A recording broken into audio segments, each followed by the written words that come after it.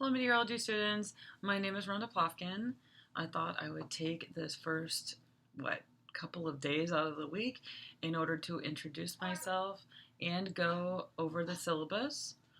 There will be a syllabus quiz that's due on, I think it's Sunday, but that's about all we're going to do this week. Kind of keep it light and, you know, hopefully it's not too smoky over there in California and we'll get through it. Okay, so like I said, my name is Rhonda Plofkin. You can call me Rhonda. You can call me, Miss Plofkin, Professor, whatever you feel comfortable with, as long as it's not mean. I'm okay with that. And let's see, so I am originally from Omaha, Nebraska. I have my undergrad in atmospheric science. I have a master's in business intelligence and analytics. After I got done with my master's, I took an internship over at NASA Ames Research Center in Mountain View, and I ended up actually staying there for a little while as a contractor. During that time, I decided to start lecturing at San Jose State and discovered I actually love it. So hopefully, I'll be here for a while at the university. I really love my colleagues. The other people in the meteorology department are really great to work with. They're really great with students. So, yeah, if any of you are meteorology students, yay! I'm sure you'll love everybody that you get to meet because I'm assuming most of you are beginning your journey in this class in Met 10. For those of you that aren't, think about taking 112 maybe when you get to be an upperclassman because we do offer that class, which is global climate change. I've taught that in the past.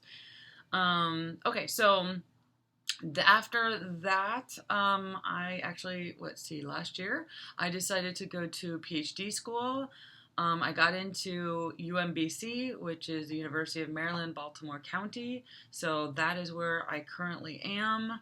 I just transferred from the atmospheric physics program into geography and environmental systems. I would like to specialize in weather communication and the intersection between that, meteorology and data science. So I live in Baltimore, Maryland. I live downtown, which is unique. I've never lived downtown before in a high rise or anything. So that's kind of cool. And it's also cool because I get to see a lot of weather. I face north, so all the weather systems that go through, I get prime, when I say vantage point, I get to see really awesome stuff. When I first moved here, there was actually a tornado warning, and I could see, the spinning clouds, and it was maybe a block away, and just perfect view from my window here. I did take shelter though, because I'm pretty high up, and it takes a while to get down the elevator. Okay, so that's pretty much me. Trying to think if there's anything else. Oh yeah, so if you guys need to contact me, email is the best. You can see my email's right here. It's also on the syllabus. And keep in mind that I am in Baltimore, which is East Coast time. And so that's 3 hours ahead of you guys.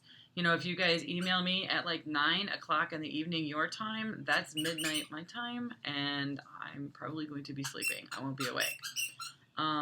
There's my dog. I was going to introduce him to you guys. Here, Argos, come here. Come here. Come here. So this is my dog, Argos. You might see him in a few recordings. He says hello. Sometimes he likes to bark. I recorded most of these recordings in Mountain View when I lived there, and he would see somebody walk by the window and start barking, so he is definitely in a couple of them. Okay, but yeah, so emailing me is the best, and keep in mind, like I said, I am a couple hours ahead of you. I think that this phone number is pretty much the meteorology general phone number, so if you leave a message, it's going to go to the admin in the meteorology department, and then usually she'll email me. So it'll get to me, but it just is not direct by any means. Emailing me is by far the best. Office hours is going to be by appointment. Please, feel free to email me. I'm pretty open about, accommodating you guys anytime that you have available. And I feel that's better versus having like an actual like set hours because I found a lot of people just aren't available during that time. And so I try to just kind of make myself available if somebody needs me whenever I can. So yeah, this is the book, Essentials of Meteorology.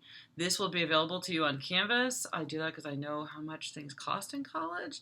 So I'm also, like I said, in a program, so I understand. So I found a free book. It is, by all means, you can go ahead and order the most recent addition to the textbook, and I have no idea how much that even costs at this point. But if you don't want to do that, it is free and it's on Canvas. I try to set Canvas up to be like a module structure. So, like, each week will be a separate module. If you're looking at it on your cell phone, like on the Canvas app, there's a button on the bottom. You hit module. And I think it's the easiest way, really, to.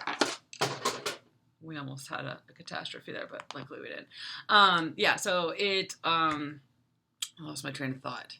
Oh yeah, so if you hit module, it should be the easiest way for you to kind of view the course there. Okay, so a little bit about the course description. You guys can kind of read that. Also, some objectives. This is kind of more housekeeping for the department, but definitely go through it. We'll be hitting up all these different things inside the course, and these are the things I would hope that you would walk away knowing at the end of the semester. So grading, this is the stuff you guys are looking for, right? What do you have to do while you're in the class? We have homework assignments, a discussion post, we'll have a midterm, there will be a term paper and an outline at the end of the semester, and then a final. Everything is weighted the same. I try to have as much, each week there'll be an assignment and a discussion post. So I try to make enough of points into the class to where, say you're not really good at writing, then the test should hopefully even it out for you. But say you're really good at taking tests, then, it should hopefully even out. I think that said that backwards, but you know what I mean. Yeah, so hopefully, I try to structure it so, everybody's strengths and weaknesses should hopefully make it even out in the end. This is pretty much normal grading rubric for SJSU. As far as I know, all the classes have this. Okay, so like I said, we are asynchronous. That means that I will open it up ideally on Sunday, Monday. I may, because I know I have a pretty long Monday in my own classes. So if I'm, I don't know, late or running behind or having, something come up in my personal life, it may take me till Tuesday to get that up, but no longer than Tuesday. I think the one module has 3 videos, maybe 2 of them. Other than that, generally speaking, it'll be 2 videos that like I said, I already pre-recorded. They're pretty much 10, 15 minutes long. They're not very long. So you're not even sitting there watching it for an hour, really. So please, watch those lecture videos. I base a lot of the tests, a lot of the questions off of what I lecture. So that's going to be your number one source to say, what does she think is the most important thing for me to learn? You can take notes, do whatever you need to do on that.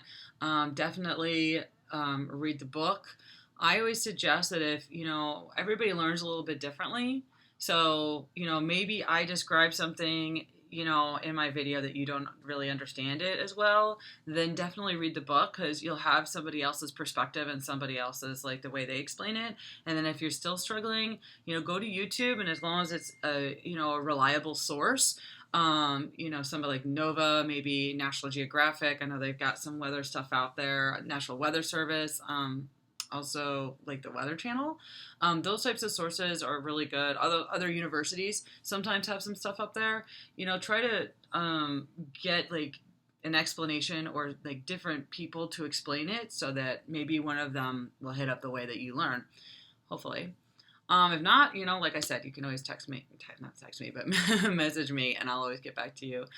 Okay, so as far as homework, I have homework actually set up as Canvas quizzes.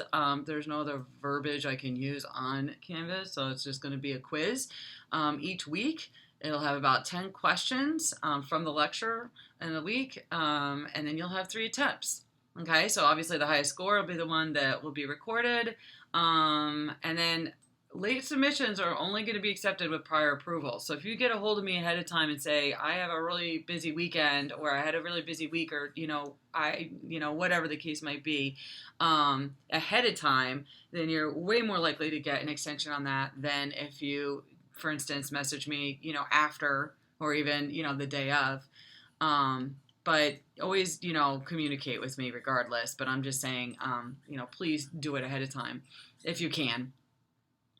Okay, so as far as the discussion posts, I really think that it's important to be involved in classes, and here in Zoom, somebody used the term Zoom University with me the other day. It was something new I had not heard before, but in these times that we're doing online classes and things like that, it's hard to kind of get that experience, but I'm going to try and do it with discussions. So what that means is that I'm expecting you to, respond to what I ask you to do, and then also go to some of your classmates and respond with them. But when you respond, I'm looking for something engaging. I'd love to see you guys going back and forth and maybe even having a conversation, and learning from each other what, the discussion post is about. When I see those types of things happening, or when I see somebody really going above and beyond and making sure that they answer it completely, I have a grader, but my grader he understands, to give out an extra point if he sees those types of things happening. And I also go in and look at them, and if I see that happening, then, I'll definitely give you an extra point as well. So give you a little encouragement, maybe to go a little, just kind of, be engaged with your classmates through the computer. Okay, so the term paper. This is by no means something to freak you out. Don't be too scared over the term paper. Okay, I do not personally grade over grammar or spelling. What I'm looking for in the term paper is for you to be able to analyze or think about something that you read, and then be able to communicate your thoughts to someone else. And in communicating, I want you to research, a couple of different sources, good sources, non-biased sources, and then be able to use those sources to back up, what your opinion is. So there'll be more coming on the term paper. Don't worry about it too much. I just kind of wanted to briefly go over it, because I've had a couple students get a little bit scared when they see that, and please don't be too scared, okay? Because grammar and spelling, I'm not a huge stickler on. It's more like, are you thinking this, are you thinking it through, are you laying it out, like your argument, is it a good argument, that type of thing. Okay, so let's see. So assessments. This is like the final and the midterm. There'll be one midterm and one final, and and the final is not comprehensive. Okay, and there's also not going to be any makeups on that. Okay, I mean, if there's like something absolutely crazy that happens, definitely email me. But right now, as it stands, unless there's something really extenuating, I'm not going to allow any makeups on it. So let's see. Also, the week before the midterm and the final, I'm going to have you guys, instead of doing a discussion post, I'm going to have you guys make up your own study guides. And with that, it's a little bit more than your normal discussion. I think discussion points is 5. It's 20 actually for those right before when you're doing your study guides. That way you can look at those and help you study for the exams, and hopefully you'll remember it a little bit better. That type of idea. Okay. Now, I don't know if I can emphasize this enough, but since this is an online asynchronous class, the only way that I have to contact you is through, messaging. So I need to make sure that you guys are actually checking your messages. So make sure you're checking your messages at least once a week, so you don't miss any important updates or, something like that. And then here, basically... Who do you want to send it to? My iPad is going wonky. Okay, so this is going to be our tentative schedule right here. I didn't put the dates in because it is subject to change.